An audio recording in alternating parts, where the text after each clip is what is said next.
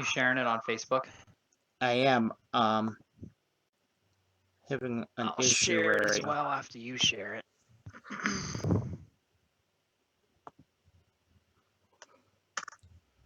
So I'll watch your thread. this is crazy right now.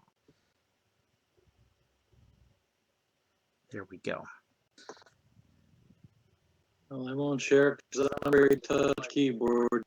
Like, pop everything off again. Yeah, I'm not touching my computer. I'm doing everything on the phone. Yeah. Oh, okay. Well, see, I'm a bit more antiquated than that. This is my phone. Oh, yeah. I wish I had one of those. The old. I don't like my phone too much. Yeah. I just couldn't get into the whole. See, my phone can be a computer, a recorder, TV, or, a music player. Like, they just want to make it go. Just one phone. Yeah. They don't do that anymore. No. Sweet. An old dinosaur. We're having a little bit of technical difficulty on my end. My program is not really now. We're actually live right now. There we go. Okay, everybody. This is Carlos A. Slicing. Welcome to the caslHawk Chronicles. I'm going to be for the game tonight. For those of you that were able to that followed us so far, thank you for tuning in. caslHawk Chronicles is a specific kind of a game that we've created here. What it is kind of a rolling campaign. In that people that are interested in watching it can follow us, and you can see development within the free city of Greyhawk. I think it's a cool concept, and we're gonna our players right now for tonight. Our first player in this game.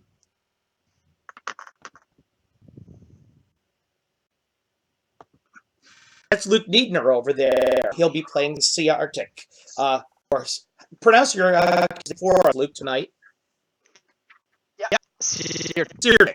Okay. Sirtic over in the middle of our screen over there. You're going to see Gaetano Lafavi, who is playing Tehran. Both of these guys are gentlemen are patrons of mine, and so they've been picked for tonight's game to play in caslHawk Chronicles. You'll see a third player over there right now, who's Johan Elsack, but being played by Tim Decker. Unfortunately, Tim wasn't able to make it with us this evening. He's had some last-minute health.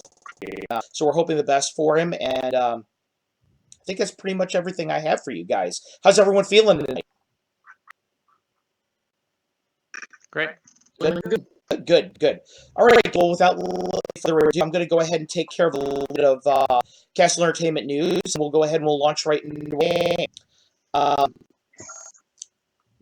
Luke and Gaetano, both of you guys are having be patrons of mine. You probably know I just went to Gamehole Con last week.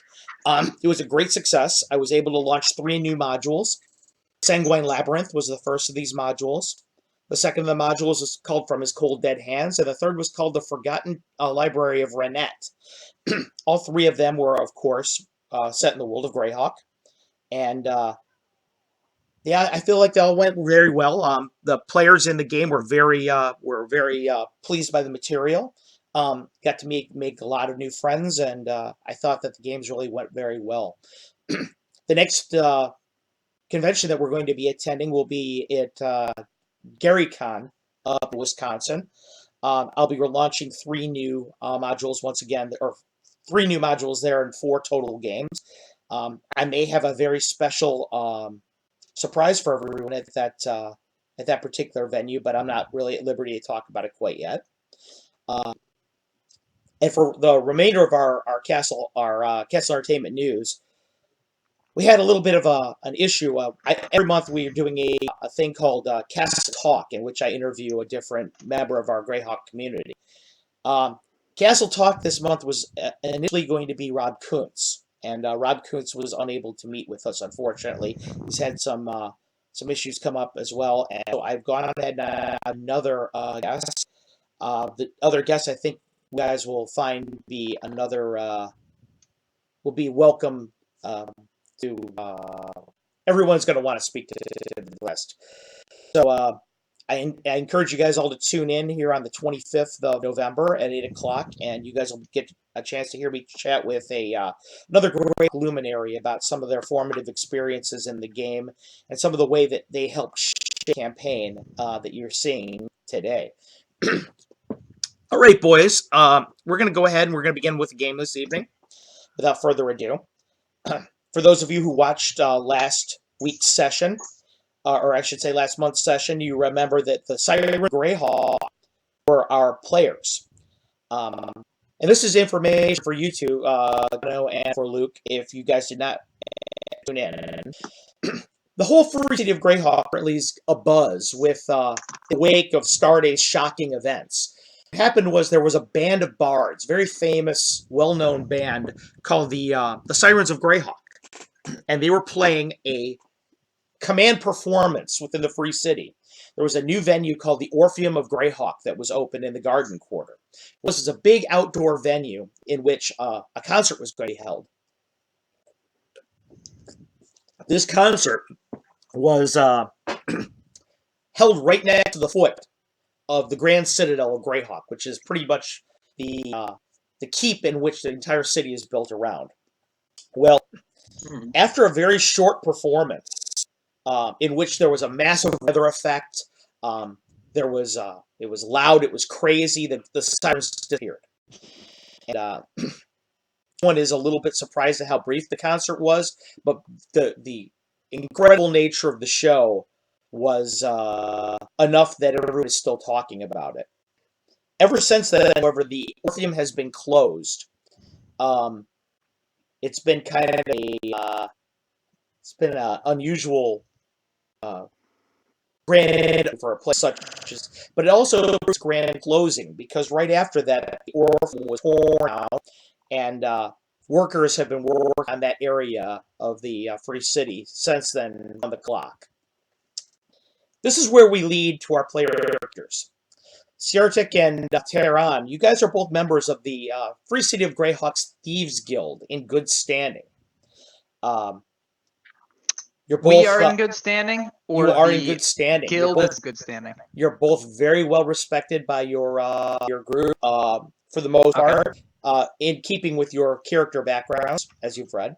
Okay, right. At one point, the quartermaster of the Thieves Guild approached both of you and said that you're going to be met by a group here tomorrow that's got a job for you, and that you don't want to miss it.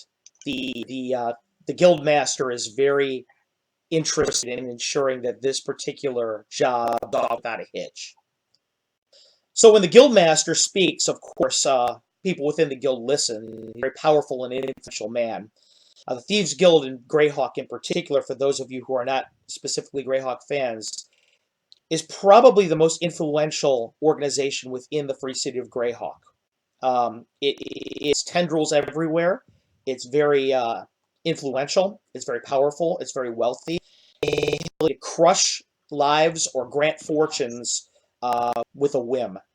So for both of you guys who know the Thieves Guild, you're well aware that the Guildmaster is not a man you trust. He's not an individual that cross purposes with. Both of you have assembled at the front of the Thieves Guild the next day. Both of you, Tehran and Siartik, you know one another, or at least you know one another's reputation. You've seen each other by face. Siartik, why don't you tell Tehran what he might know about your character's reputation? All right, so I'm pretty flamboyant. I like to dress in colors so people don't think of me as a thief. So I look more jester-like, I guess. You know, checkered and I'm dressed in orange and blue.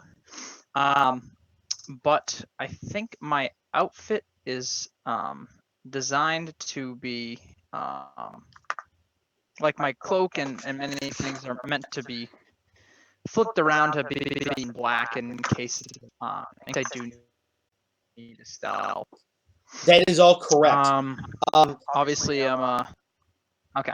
No, go I'm a ahead. thief by character, obviously, Yes. That's Tehran, pretty much it. about his outfit. or class. When you first met him, you would be surprised that a man that would dress in such a manner as he could actually perform jobs within as a thief. But what you've heard from him in the past, what you've heard about him is he's very competent. Apparently, as he mentioned, his outfit is completely reversible, and he just likes. It seems like he likes to do jobs with a certain amount of certain amount of panache.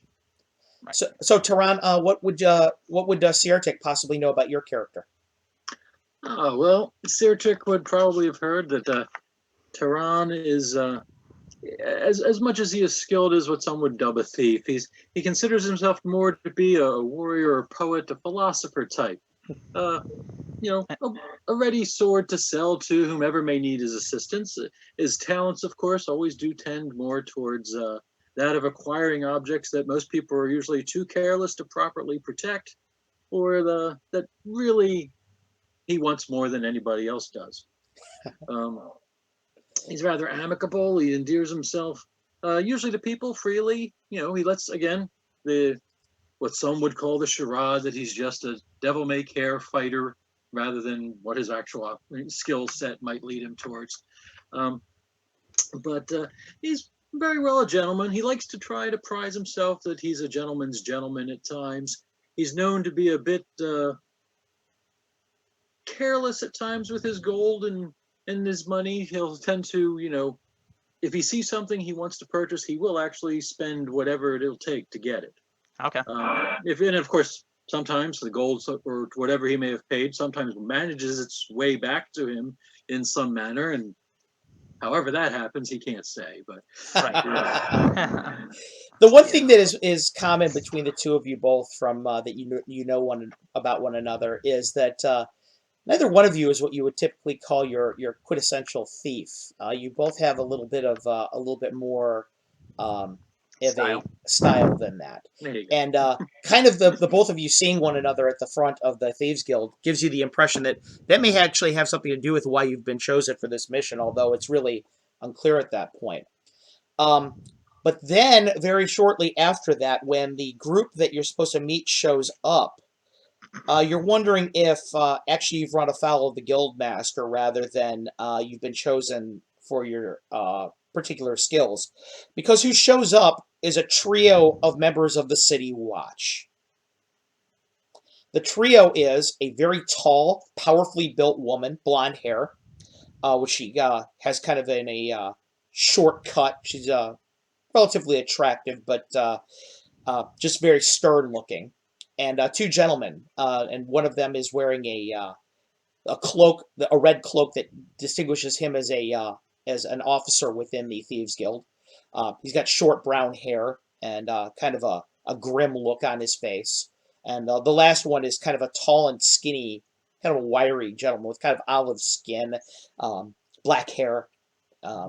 All three of them regard you very cautiously, a little bit skeptically. The guy in the middle of the three look at you, maybe a little disdainfully, and he looks at you. He goes, "You're the two we're supposed to pick up, huh?" Me? To both of you. I'm just traveling through here. Yeah, that's what they all say. He kind of nods. He goes, "You fit the description." He puts out his hand. He goes, "I'm Danton Vars." He goes, "I'm a sergeant with the City Watch. I'm supposed to take you guys to our job." He looks at both of you. Well, all right. Good. Yeah, sounds good. And I'm going to say aside to Sirtik, for a moment there, I thought perhaps one of us may have forgotten to pay our guild fees. But since these gentlemen wish our presence, I think we can. The woman kind of looks at you when you say "these gentlemen" and just kind of gives you this withering look. And Danton turns around. He goes with you. He goes, "About to see a sight that most of you don't get a chance to see unless you've been incautious and been caught on your particular missions." He looks at the two of you.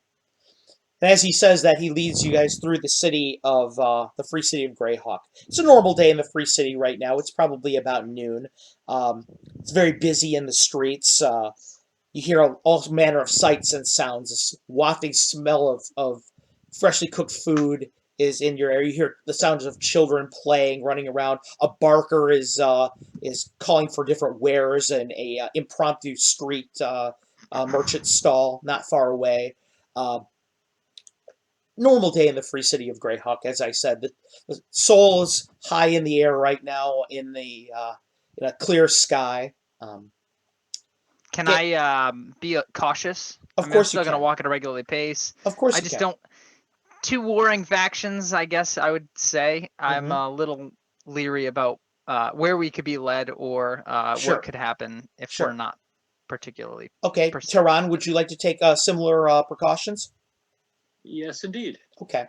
Well, you're following these two as they walk through the three. You're following through the free city, and the woman looks over at you. You kind of notice that what she's done is she's kind of gravitated as you've walked a little bit to the rear of your group, or at least as much as she can. Um, they So we're seem, surrounded.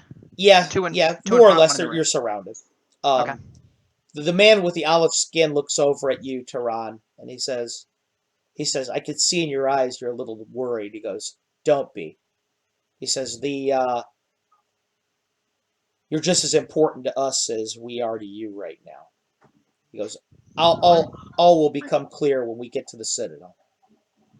I'm not too worried. I was actually just more worried that our fine lady friend here may find my friend Sirtik a little more attractive than she may find me. She looks Other than she that, looks over at the both of you, kind of smirks a little bit. I brush my cloak. You brush your cloak up. She smirks a little bit. The gentleman says, well, you come as advertised, that's for sure. mm, Keeps walking with you through the free city. None of them really speak too much, and you find yourselves in front of the gates of the Grand Citadel. It's a very large walled edifice. You can see the keep within the Grand Citadel. It's many towers and flags flying from it. The entire walled area, which is uh, marked by many towers, has a great gate in the front of it, and there are many armed guards in front of this gate. From where you're standing, it's a long path that rises slowly upwards, which allows the Grand Citadel to be bottlenecked. You can't really approach it from this path. It would be hard to swarm the place by going up the path. From your location, you can actually see, because you're at an elevated place, the area in which the Sirens of Greyhawk played the other day. The workers are still working very diligently at it. As you reach the gates, the guards kind of part. One side, Danton says. Kind of looks back at you, just kind of nods, just almost seems like he's trying to assure you. The gates open up, and he walks your procession through the group. As you reach the Grand Citadel, the people that are surrounding you, the rest of the guards, they kind of move to their own group. Uh, the woman looks over at you, Tehran, and says that it's more important when we're outside of there to make sure that you're well protected. No one would dare attack you inside here. Danton looks over at you and says, all right, here's the rules.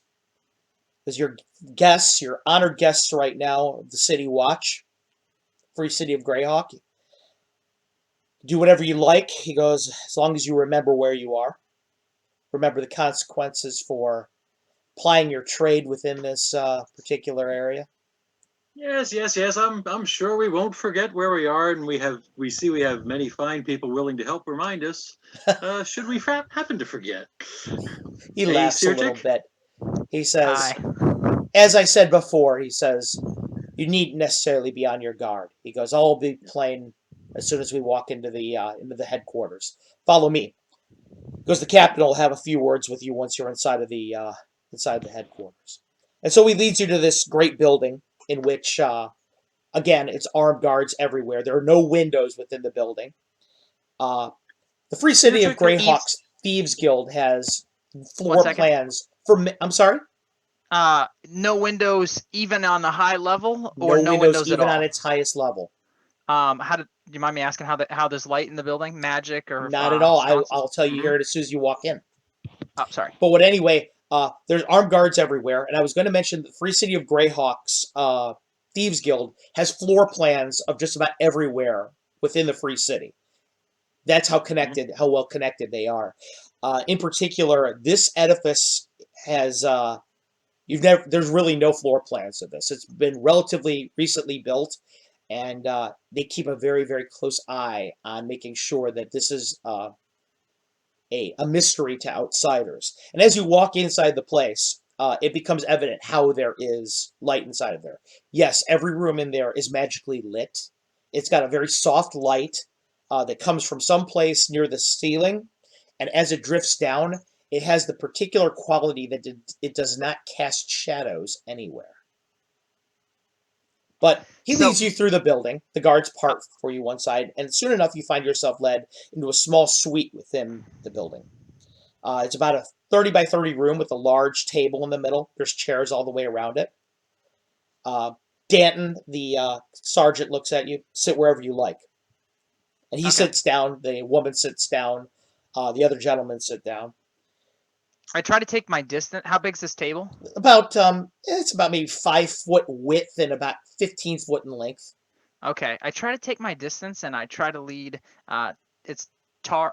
Taran, yeah. Taran. Taran. I try to lead him a little distance away so I can make some whispers, but we can still be heard over there, but the whispers are kept to ourselves. Okay. Mm-hmm. Okay. And at that point, I'm like, it's easier to do, Siratic, because the 3 guards actually choose their seats all on one side of the table. Okay.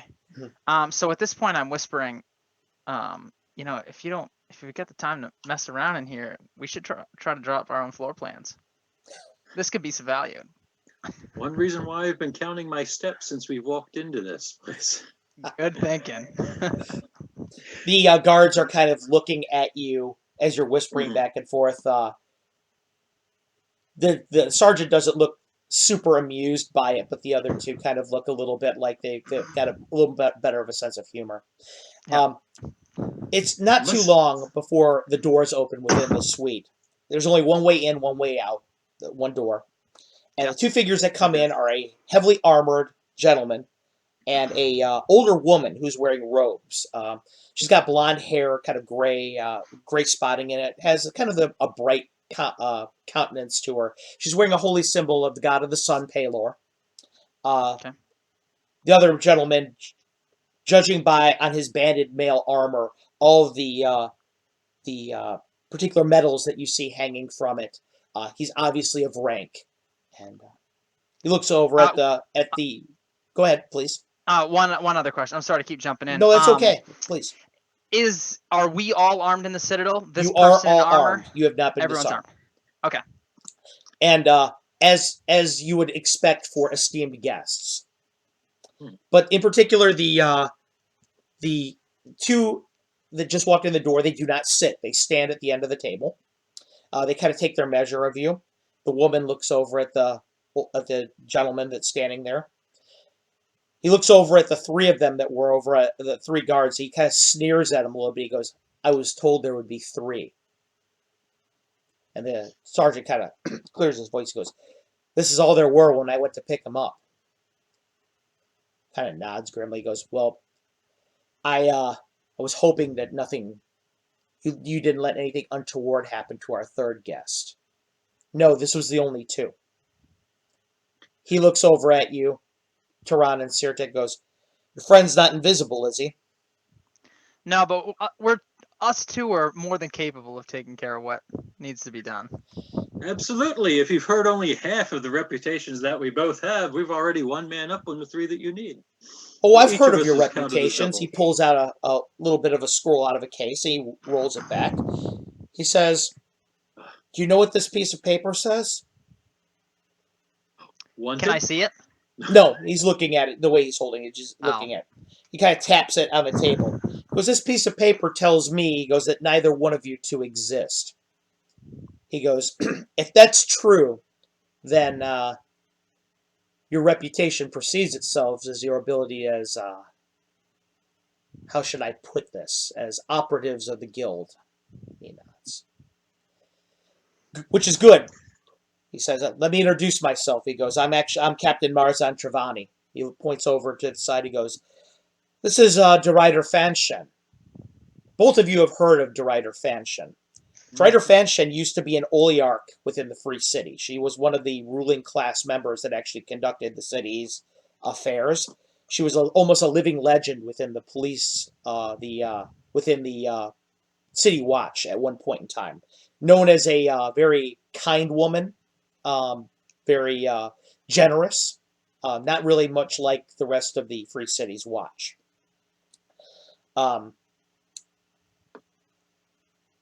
Says, the reason why you're here today, both of you, is, he looks over at DeRider. DeRider looks back at him. She just kind of nods. Says, DeRider kind of, before we even begin, are either of you hungry? Are either of you thirsty? She says, I can provide wine, water, some refreshment. You needn't worry here. You're guests today. You're not being looked at with suspicion. Sure. What time of day is it? It's about noon. Noon? I would mind taking a bit of food in case I'm going till dark without any. She smiles. She says, would you like water or wine? Water's fine for me. And you, my friend? Well, if it wouldn't be too much for me to ask her ladyship, you wouldn't happen to have any Sundesian violet wine? She laughs. She laughs slightly. She goes, now you know. She says that Celanese nectar wine, particularly the violet variety, she says is contraband within the city.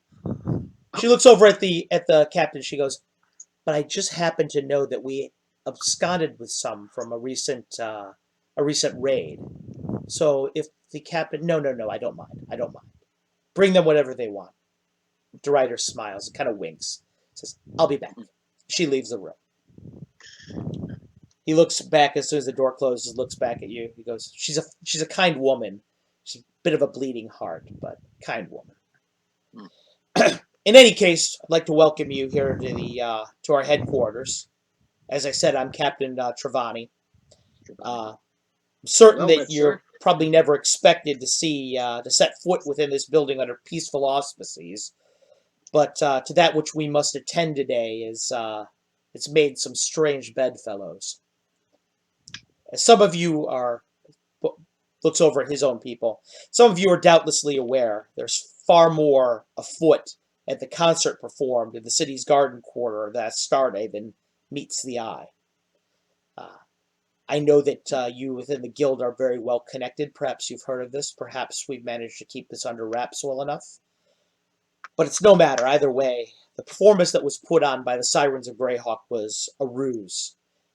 We've gotten information that it was meant to disguise an attempt by elements inimical to the Free City to tunnel beneath the Grand Citadel's walls and plunder its magical and mundane treasures while our watch was occupied at the show. It was going to be a very loud event. We knew it would attract thousands. The way the stage was built, it was a cover.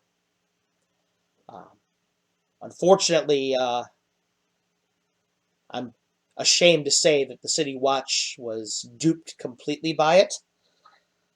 If it weren't for the Sirens investigating it themselves, I can't say what would have happened. Fortunately, the Sirens were able to discover that the subterranean complex that was built beneath the stage was it hid some very old enemies of the Free City, and before they could meet with success, they were destroyed with very few exceptions.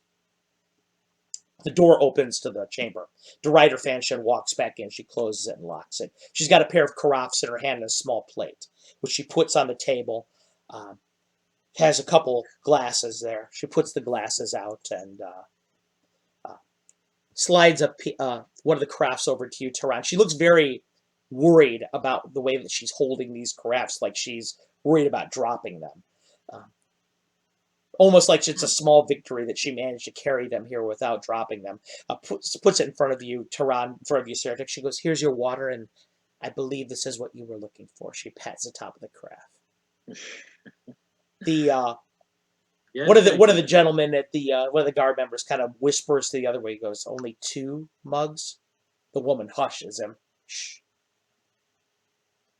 She goes, "The director's speaking, and here's some roast meat." She puts some roast pork and potatoes in front of you on the tray. She goes, "I hope it's acceptable." She looks at Siertek. Yes, I would say this is most acceptable, Sirtik. After all this talk of strange bedfellows, the very least of which we should be dining first before we speak of anything later. The man kind of chuckles. Travani kind of chuckles. He says that yes. He goes, "This is for all we know." He goes, "This could be the last any of us eat, as will become evident later on, as in this briefing. So please feel free to dine well." Yes, Is there enough for the 3 guards or no? There's Just enough for us 3 two? guards, but they kind of don't. They kind of are looking at the plate, look up at you. None of them have the balls really to say anything about it. It's So for you. They think. I slice a small portion off, just enough to keep me going for the day, and then I just if sorry, if Tehran, Tehran. yeah, if Tehran is finished, then I'm gonna slide it down and just do a head nod. Mhm. Because if they're in our party, Yes. The 3 guards kind of look at you a little bit skeptically, Yeah. and the guy with the olive skin kind of just shrugs at him. He just nods back at you. They cut off a little bit as well, and they begin to eat in front as well. Yeah. De I'm Ryder just looks gonna- very pleased by this, what's going on. She looks over at the Okay. captain. She goes, "See, I told you they'd be all right." He kind of just almost grumbles to himself. He says, "As I was saying, De Ryder, before you came in, I was explaining to them that what happened with the sirens was not as it might have seemed." Oh, please continue. I'm sorry, I didn't mean to interrupt. Hardly, hardly. As I was saying, the sirens were able to undo the plot of these enemies of the free city with no loss of life or limb, fortunately. But the affair is hardly concluded. In the wake of the events, the city watches learned that the owner of the venue and his assistant were a part of the plot, and both were able to escape while the sirens were fighting beneath the stage. The name of the venue owner is Granabi Turvis, and his assistant is Bellatrix Alaluna. He pulls out from his scroll case a pair of parchment pieces, puts them on the table in front of you, and slides them across. They're artistic renderings of a man that looks. He's kind of a sly-looking, mousy individual. Kind of got. It's like his eyes are too narrow set and a little bit beady. He's got kind of rat-like features almost. Meanwhile, the woman is a kind of elegant-looking woman. She's probably in her mid-30s, long kind of brownish gray hair, kind of another wry grin on her face. This is the 2 of them. He says, you would do well to memorize their faces. In particular, the last of the 2, he points at the woman, he says, that, because as will become evident through this briefing, you may wish not to take too much stock in that. In any case, the matter at hand is gaining significantly greater importance when the origins of those responsible are considered. The leader of the group underneath the stage was a powerful spirit Naga. We think that she might have been the child of the infamous Falcon, one of the deadliest enemies our city has ever faced. Now, the 2 of you are familiar with the name. You weren't really alive when this all went down, but in the history of the Free City of Greyhawk, apparently there was an evil cult that used to live in the sewers beneath the city, and its leader was a spirit Naga named the Falcon. She was supposedly put to the sword almost 50 years ago. okay. Mhm. But we're still We have reason to believe that the Naga and her forces received supplies and support from the Empire of Ayus, perhaps from the Old One, even from the Old One himself. He turns and spits on the ground, stomps it out when he says the name of Ayus. Ayus, Luke, for your knowledge of Greyhawk, is an evil demigod that has a serious axe to grind against the free city of Greyhawk. He's responsible for starting a war that spanned the entire continent, and he actually has a large empire to the north. Just his name is enough to invoke fear in most of the free city's denizens. This is him right here. That would be him. That's our guy. He's human, right? No, he's half human. It's a Cambion demon. Yes. Oh, okay. That makes sense. I know a little history of it, but Sure. so thanks for filling me in. Oh, no problem. Yeah, as we go, I'm going to fill in pieces of lore that I don't think you would know, but your character would. Okay. In any case, our unlikely group here, as he looks across the field of 5 of you, it's been gathered here today because of our Lord Mayor, Neroth Gaskell. He is wroth with fury at the series of events that anyone should have the temerity to try and tunnel beneath the city's Grand Citadel, and particularly with Ayuz's involvement. Such is his rage that he's not only tasked the City Watch with finding and apprehending Tervis and Alaluna, but he's also leveraged his... Well, I don't think there's any surprise that there's rumors that he has an interesting relationship with the Free City of Greyhawk's Thieves Guild. And he's leveraged this to make available some of their most well-regarded members to assist in our detectives in this mission. That would be the 2 of you, he nods at you 2. Your guildmaster obviously holds you in some esteem that he would think to attach you to a mission of this kind of import. The directing oligarchy of the Free City is a powerful group, perhaps only rivaling your own in influence and in wealth within the Free City. This is unprecedented, a partnership between your group and the City Watch. This in and of itself should imply the gravity in which the Lord Mayor holds punishing those responsible for their involvement in an attack against the Free City. To make matters plain to the both of you, at the end of the day, the Lord Mayor wants these 2 blackguards either in our custody or dead, and I doubt he has a preference between the 2. So, as I said, strange bedfellows for the day.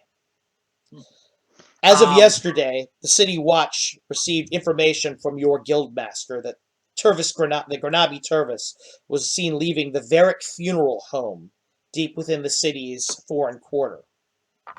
Consequently, we've staked the building out. We've watched it like a hawk, and Granabi has yet to return from outside the building. We are concerned that he might be using magical or hidden means to come and go from the building. And if this is so, we need to move as quickly as possible lest he slip through our fingers and go so deep into hiding that we lose him forever. Your mission will be to find a way to enter the funeral home without rousing the suspicion of those allied with Granabi and determine what the situation in the place might be. If you're able to locate Granabi, Alaluna, or any of their allies, you'll apprehend them by any means necessary. He looks at his people, then looks at you. If you must use it, lethal force is approved during your mission. Those of you seated at this table, you comprise the mission team. Each one of you is considered an expert within your organization, trained and experienced. That said, given the details of this mission, it must meet with success. Otherwise, the entirety of the Free City is in jeopardy. Nothing at all is known of Granabi's capabilities. A little bit more is known about Alaluna's, which I'll describe here in a moment. But they're expected to be extremely dangerous. If they are getting sponsorship from Ayuz, if they were allied with the Falcon, we expect them to have any number of capabilities. These are expected to be ruthless individuals. They will stop at nothing to undo either the Free City of Greyhawk or your mission, if they know of it. So it is that despite the accolades that each one of you has received from either of your organizations, you could expect this mission to be the most challenging any of you has ever undertaken. Yet regardless, you cannot fail. Looks at both of you. Says that at this point in time, I'd like to open up the floor for questions that you might have of our organization. For what we know, I'm sure some of you have developed your own questions. He looks at both of you at the Thieves Guild. I don't think I have any. You said we were handed some paperwork based Yes. on Gurnabi, and you said Beltrix? Bellatrix, yes. Okay. So we'll know what their physical characteristics are so we can make out. You'll know, he says, well, we don't know anything about Gurnabi. We do know the Sirens of Greyhawk were able to report that Bellatrix is a powerful illusionist. Apparently, she possesses a wand capable of directing fire-based magic as well. Okay. Because she's an illusionist, we are well aware that she may appear in any manner. Okay. So, that's why I mentioned that while I'm giving you what she last looked like, I would not be surprised at all to find that she was in disguise, that she was using some kind of illusionary magic to disguise herself. Disguise herself. She could appear in any form, any fashion. Looks at the both of you. But since you don't have any questions of your own, you've been very quiet, Lord Tehran. Says, do you have any questions? Well, is there, how should I say it? The representatives here, who's part of our team, are a member of the city guard. He looks over at the three of them. Have you introduced yourselves to our guests yet? They kind of look at each other. Says, I told you that they were to be treated as guests, not prisoners. He frowns a little bit. You should introduce yourself at the very least to our guests. He nods. The sergeant looks mortified. He says, I'm Denton Varys. He says, the sergeant with the captain, with the city watch. Says, I'll be heading up, I'm the leader of our particular contingent here. Looks at the two of you. He says, I apologize for not introducing myself before. I was a little worried about getting you here in one piece and a little bit under the radar. We didn't want the mission to be compromised by making ourselves too obvious. I didn't want your names to be out there, your faces to be out there. If I didn't make that plain, I apologize. No apologies necessary at all. We're quite actually relieved that any pleasantries were foregone for our own protection, right,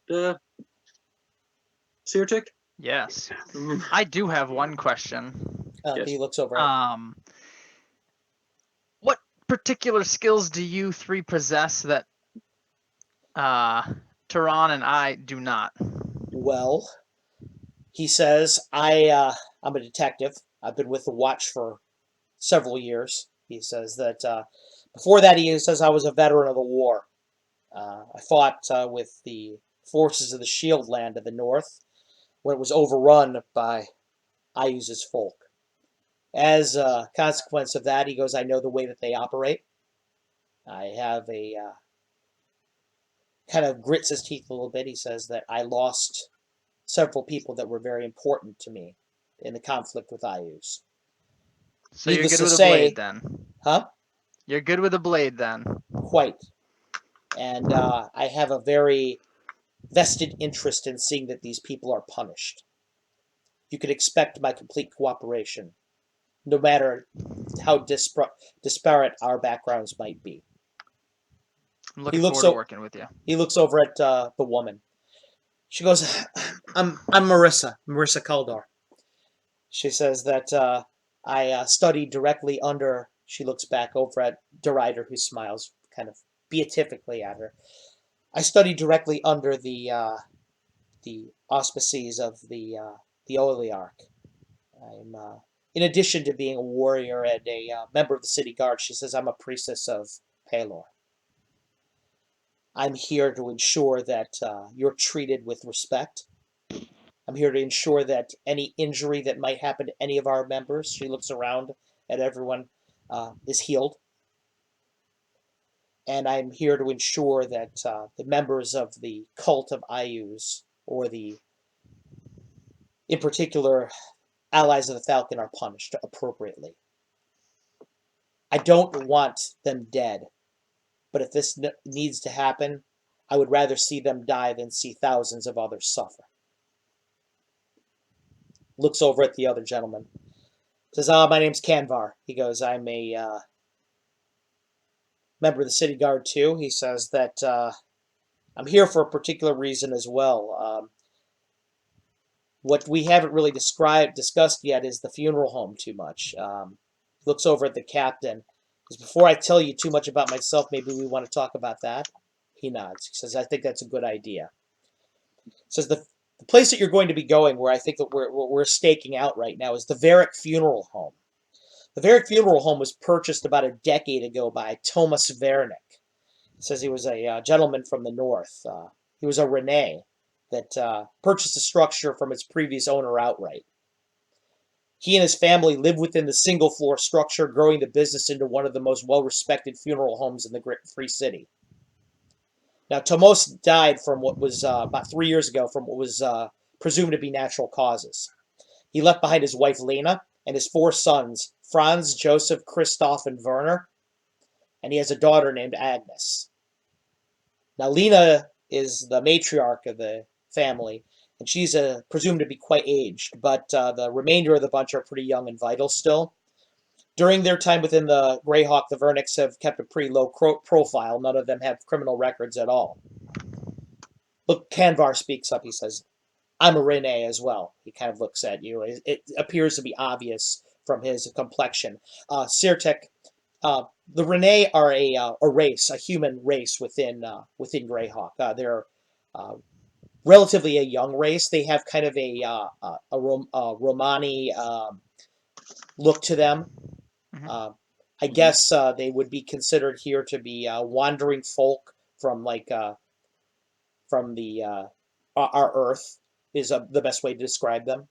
Right. But Like a gypsy or no? yes. I was avoiding using that word, but yeah.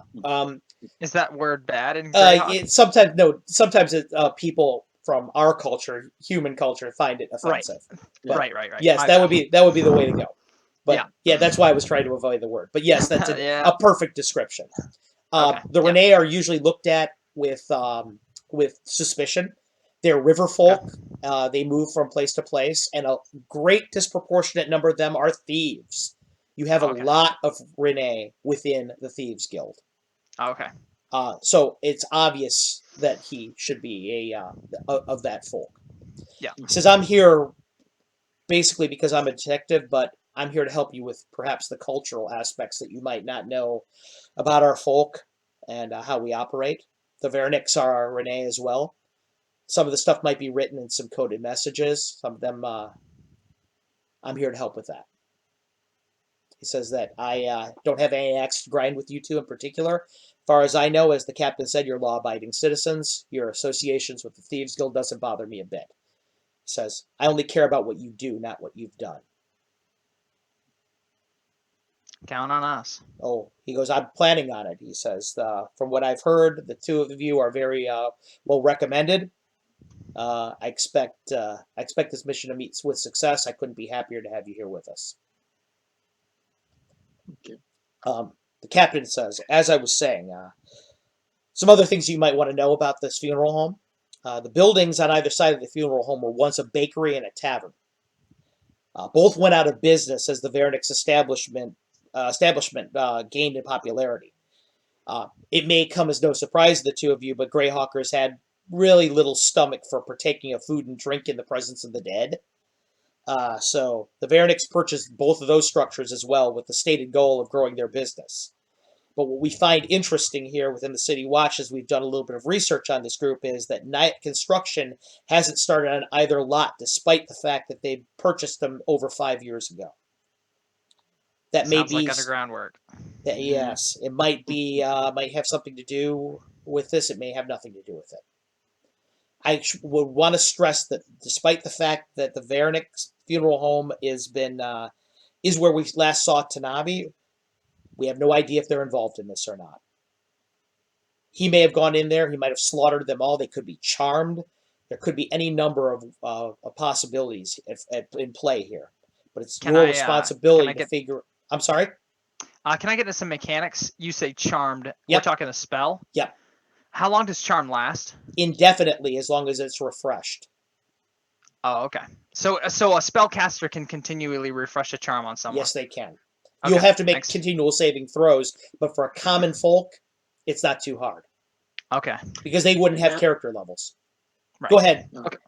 No, I was gonna say, unless of course they're actually asked to do something Against totally their... contrary. Exactly. Like if you're you're charming someone and you're asking them to kill themselves, Right. they do get a chance to.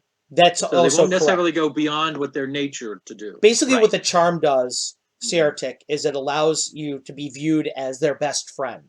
So if you were to... Can entice them. Yeah, you could easily entice your best friend to do something that's within their nature. But obviously, Jump off a you try to bridge. tell your best friend, hey, go kill yourself or kill this other dude. Yeah. You'd get a saving throw because it wouldn't be Right. something they would normally do. Yep. Okay. But a Thank you. sly So- use of a charm spell, especially from an illusionist, could go a long way. Yep. Mhm. Which is why the captain suggested that it might be in play.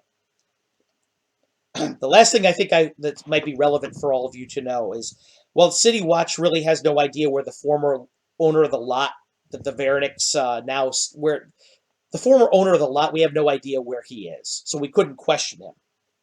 However, the Guild of Architects and Stonemasons has been so kind, and when I say that, I mean intimidated by the Lord Mayor. He kind of frowns slightly. One more. Sorry. Lord Mayor is who runs all of Greyhawk? Yes, he is. That Okay. is Neref Gaskell, who's put this whole operation together. Okay. He's good to be the they've been so kind as to share the floor plan of the place with us, as it was when it was purchased. Now I'm going to share these blueprints with the two of you. I'm going to have to ask both of you to sign an agreement never to share knowledge of their aspects before I allow you to study these documents, but quite frankly, I know what your group is capable of doing. This is for your convenience more than anything. I know that if you wanted these plans, you could get them with little trouble at all. But regardless, he says, I have to do my diligence and force you to swear not to share these with anyone. In particular, he says, I want you to know that any kind of work that's been done on this place will not be reflected by these floor plans. So don't think of these as sovereign, he says, but I would expect them to help you to some degree. Yeah. So, looks both back and forth at both of you. There's your floor plans right there in the corner of the screen. As I said, the only thing we know about these two, Alaluna and Granabi, is that Alaluna is an illusionist. You can take that with what you think. Looks over at his people. He says, detectives, he says, the Oliarch and I will leave the room now. He says, as I said, you're part of the same group. I would expect you to treat our two guests as if they were watchers themselves. Do you understand me? He looks at you, at the captain. They all look, they nod. Aye, Captain. Captain. He says, very good. He says, when you have a chance to discuss this matter by yourself and make plans on how you wish to approach it, you may leave at any time you wish. I would expect you, as I said, to make all due haste in this mission, as I don't want these people to slip through your fingers. The Lord Mayor is serious about this matter. Because if he fails, it's going to reflect poorly on the Thieves Guild, it's going to reflect poorly on the Watchers, and all of us in particular. And I don't think I have to impress upon you the importance of having good standing in the eyes of the Lord Mayor. No, sir. No, sir. Or your Guildmaster. He nods to the two of you. Well, very well then, he says, it was a pleasure meeting the two of you. You three, you know what you have to do. I'll leave you in peace now. The Constable Fanshem smiles at the two of you. May Palor bless your endeavor today. I'll be thinking of you, If something should happen to the two of you, bear in mind that I will do everything in my power to launch an investigation.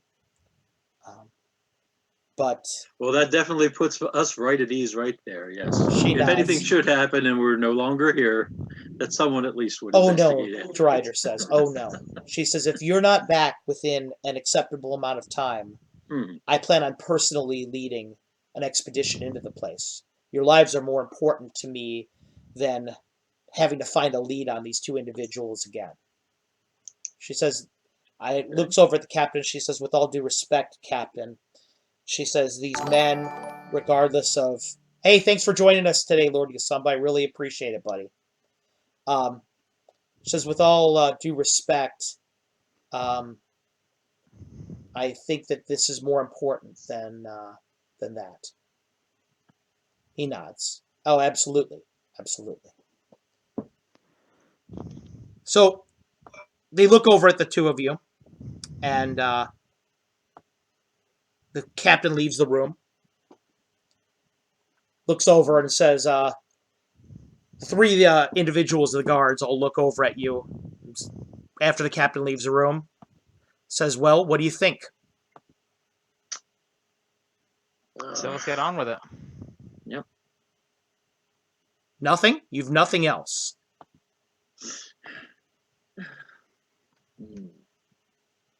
Well, haste obviously is very important, since we don't want to these individuals.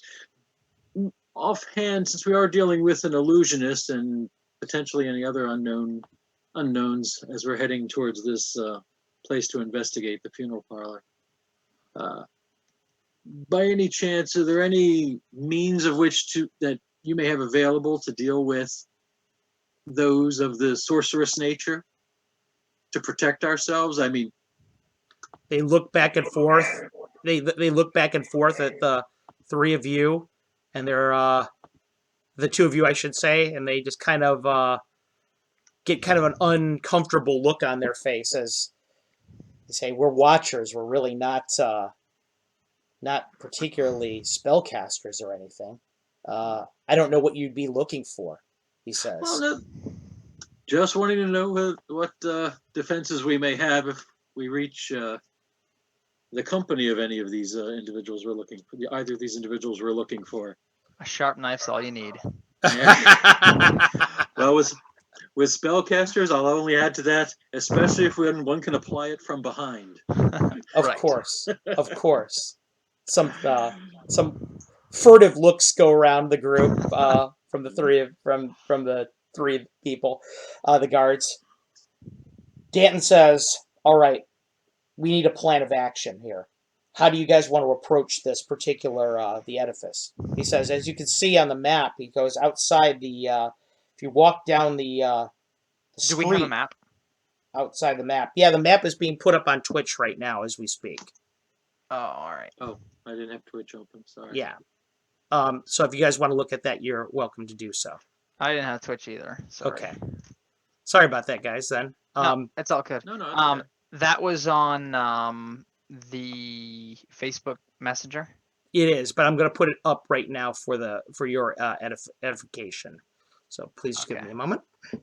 As you guys are doing that, you guys are doing the investigation on this. Yeah. He says that this is this particular mission. Says, I don't know how you are feeling about anything. He says, I feel pretty comfortable with the way everything is going at this point. But I would like to know how you want to approach this. Are we going to go into the funeral home guns blazing? He says, I don't think that's a good idea per se. He says, I think that maybe this is where your skills might be better employed than our own. What say you? I think we should take one of the two buildings. What were the buildings again? One was a bakery and one was a tavern. Bakery, right.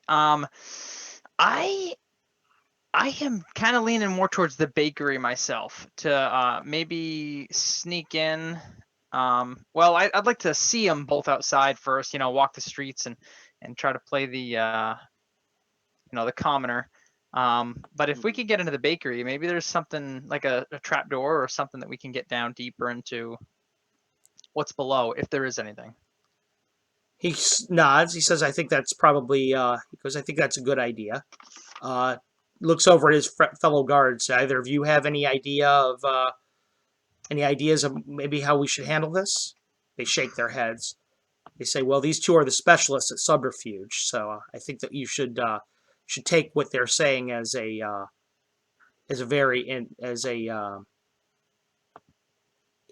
with due gravity. He nods. Well, all right then, gentlemen. He says, let's go to the edifice. He goes, I don't. Do you guys want to sneak up on it? Do you want to? How do you want to approach it?